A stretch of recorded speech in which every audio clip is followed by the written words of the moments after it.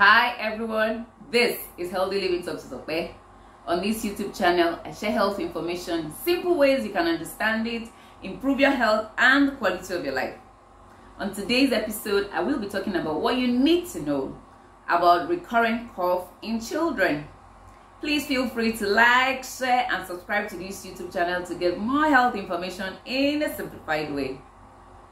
As a practicing licensed pharmacist, I hear often in practice that parents and caregivers are worried about their children coming down with recurrent cough.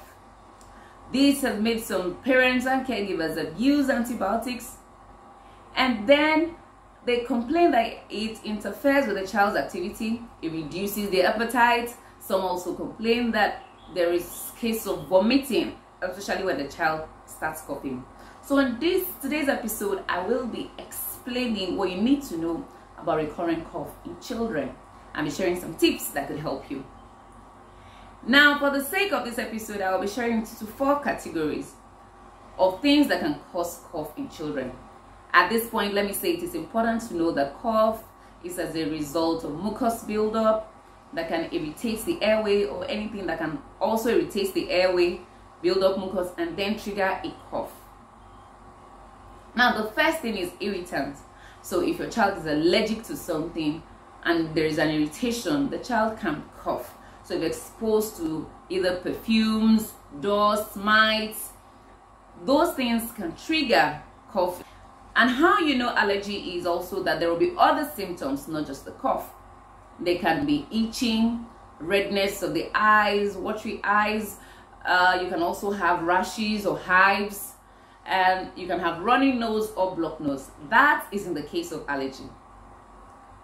The second thing that can cause cough in children is when there is a respiratory infection. So when there is a respiratory infection of different type, it could be viral, it could be bacteria. In the case of respiratory infection, it's usually accompanied by fever, aside the runny nose or the blocked nose, sometimes loss of appetite, and in some infections, vomiting. So then you know that there is an infection. The third thing is that some disease states can cause recurrent cough in children. So I give an example. If a child is asthmatic, that child will have this persistent cough that doesn't go away. It could get worse at night. And then you can have other symptoms such as wheezing. Wheezing is that snorting sound that children make at night. Some children also wheeze when they're having a respiratory infection. You can also have shortness of breath. The child finds it difficult to breathe well. So that kind of cough is as a result of the asthma.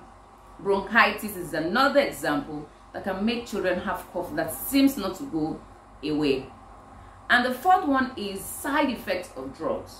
But this is not really common in children because sometimes the drugs that cause cough are not really used in children. And I give you an example. Some antihypertensive can cause cough as a side effect, which is not common to find children using these antihypertensives. Now, because you are not a physician or a clinician, you may not be able to differentiate this. So before you start abusing the antibiotics because you think your child has cough too often, it is important to speak to your physician.